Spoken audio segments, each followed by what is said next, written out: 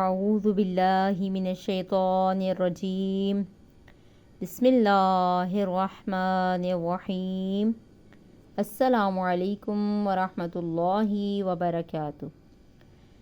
رمضان المبارک کے چوتھے دن کی دعا۔ اے معبود، آج کے دن مجھے قوت دے کہ تیرے حکم کی تعمیل کروں، اور اس میں مجھے اپنے ذکر کی مٹھاس کا مزہ عطا کر۔